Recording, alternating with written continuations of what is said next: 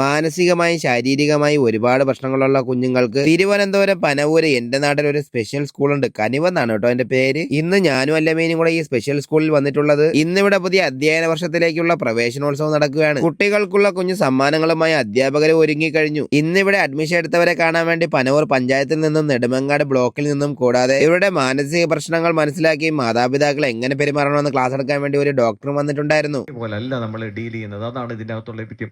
സ്കൂളിൽ ഒരു പാഠം കൊടുത്ത് എല്ലാവരും പഠിക്കാൻ പറഞ്ഞാൽ അവൻ എല്ലാം പഠിക്കും. പക്ഷെ ഇവിടെ അങ്ങനല്ല. അതാണ് നമ്മുടെ ഏറ്റവും വലിയ ചലഞ്ച് എന്ന് പറഞ്ഞാൽ അതാണ്. ഓരോ കുട്ടിക്കും വ്യത്യാസമാണ്. ഓരോ കുട്ടിയും ഡീൽ ചെയ്യുന്ന വ്യത്യാസമാണ്. അവിടെയാണ് നമ്മുടെ ഒരു സ്പെഷ്യൽ സ്കൂളിന്റെ ഏറ്റവും വലിയ ചലഞ്ചും.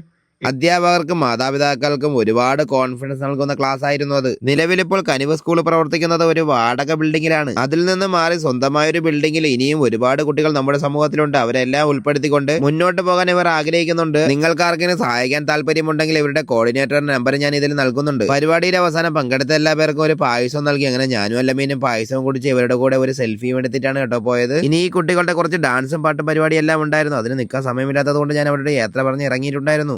സ്വീകരിച്ചെത്തിയ സാനിഫിന് 1000 അഭിനന്ദനങ്ങൾ കനിവ് സ്പെഷ്യൽ സ്കൂളിന്റെ പേരിൽ അറിയിക്കുന്നു.